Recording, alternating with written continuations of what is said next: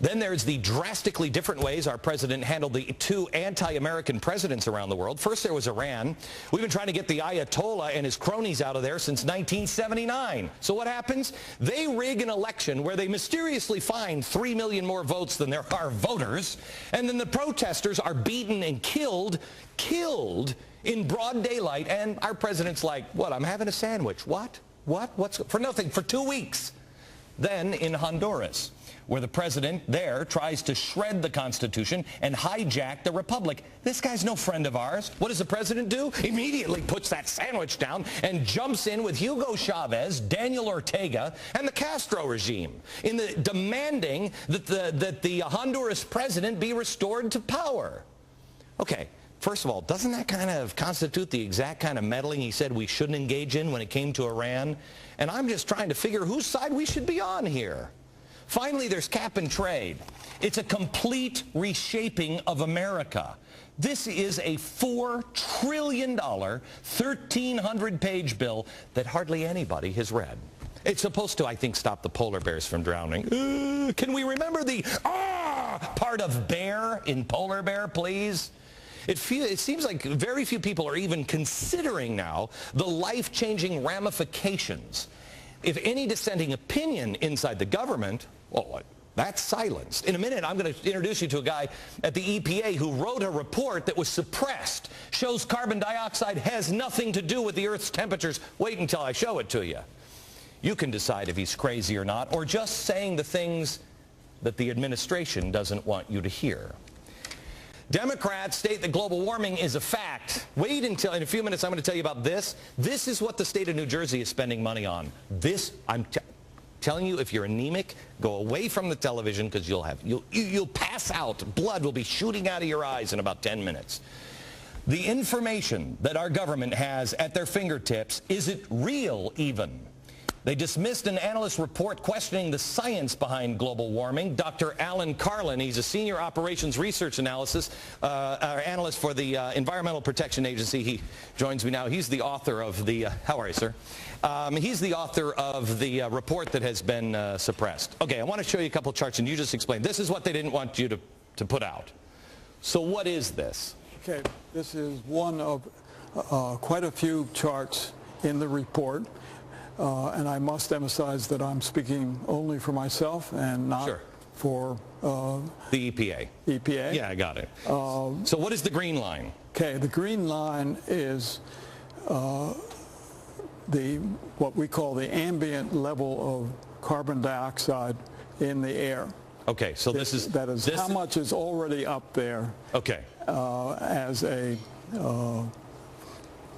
poison to kill us all. So it's all going to go. It's going up. Then it's going up. So one would assume, if the so-called AGW hypothesis is correct, that you would think temperatures would be going up too. Right. Right. Right. And so here are the temperatures from 2002 till 2008. And they're both going down. And a little beyond. And the upper line is taken from what are called surface station monitors, right. The normal thermometer that you go out and read, right. with certain safeguards. Right. And the bottom line is based on satellite measurements. Okay, so they're both going down. Now show me the next slide here. Okay. This one's going to drive you out of your mind. Wait till you see this one. All right. Okay. This is the temperature, right? These are the right. What are these? The green and blue are the surface station and the what we just saw. Satellite. Got it. Again.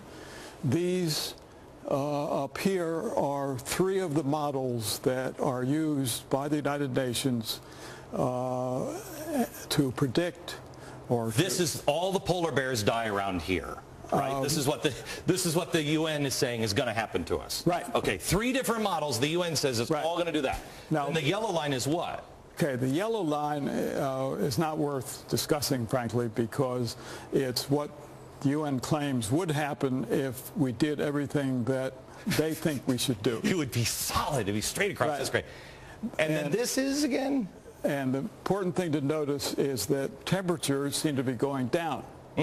And the question is, Gee, how could that be? Well, it's... Well, don't ask any more questions. Oh. Doctor, don't ask any more questions. Thank you very much. I appreciate it. Yeah, that's what they didn't want you to hear. They didn't want you to listen to him at all, because that's crazy. There's memos that have been going out that have been saying, hey, can you be piping down, please? This is already settled. Well, it's not settled because the cap and trade bill, the legislation that is about to hit the Senate.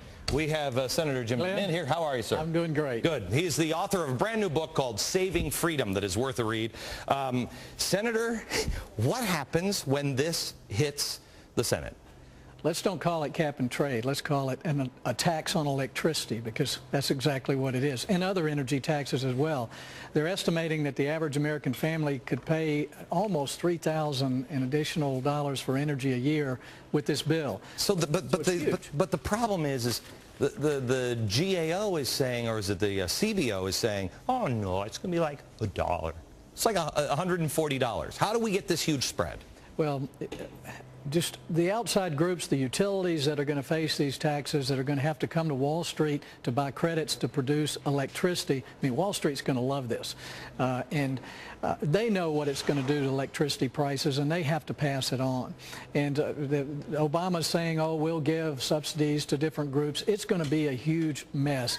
I think we can stop it in the Senate, but it's going to take Americans being angry and outraged. And oh, they're angry and outraged. And I want to talk to you about that, and I want to talk to you about a solution that is in your book. But I do have to ask you this. There are now 60 votes in the Senate because Al Franken has now, I mean, it's like having me as a senator. You're much more serious than me.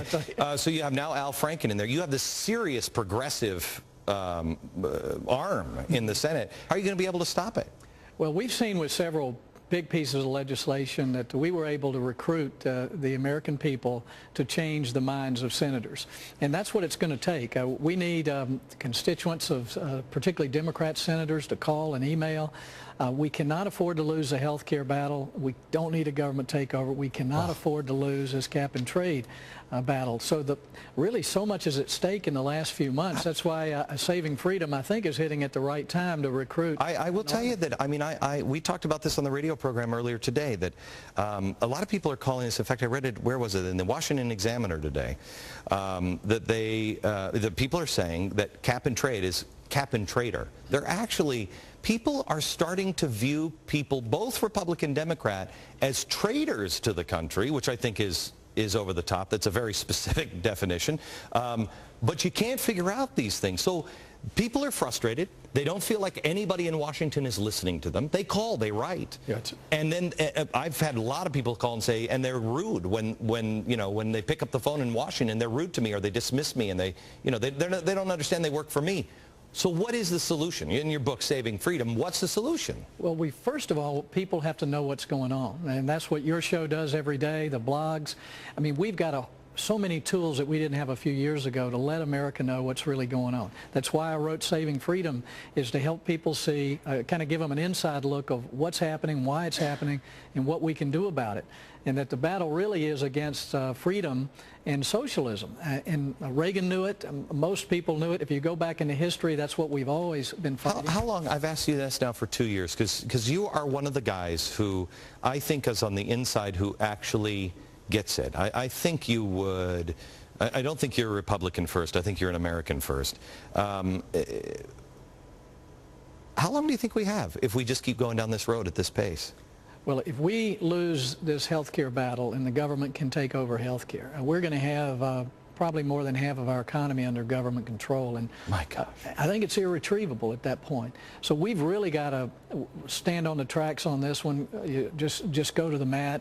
But it could be Obama's Waterloo as well, because they're overreaching on every area. If we can stop them, then I think we can stop cap and trade and the card check and the hate crimes and a lot of things that they're trying to push through under a crisis umbrella. Senator, I have to tell you, I think Congress is overplaying their hand. More importantly, I think they're being outplayed and outmaneuvered. I think they are making themselves irrelevant to a massive new federal framework that Obama seems to be erecting, and with all kinds of czars and everything else. I wish you luck. And the book is Saving Freedom. It's available in bookstores everywhere. Senator, thank you.